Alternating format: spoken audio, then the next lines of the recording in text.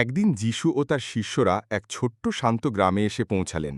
গ্রামের চারপাশে সবুজ ধানের ক্ষেত, গাছের ছায়া আর পাখির কিচিরমিচির, যেন ঈশ্বরের হাতের তৈরি এক স্বর্গীয় ছবি।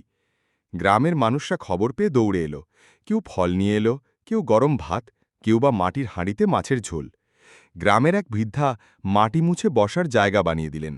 যিশু হাসি মুখে বসে পড়লেন, শিষ্যরাও পাশে বসল।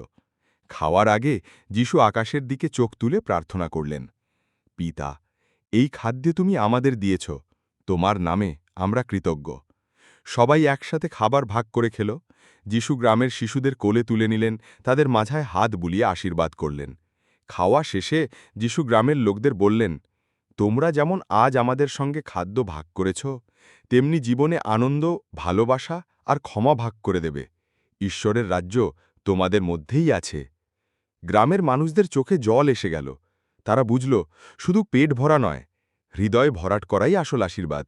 শেষে যিশু ও তার শিষ্যরা গ্রামের পথ ধরে চললেন, কিন্তু তাদের রেখে যাওয়া ভালোবাসার গন্ধ যেন বাতাসে রয়ে গেল চিরকাল।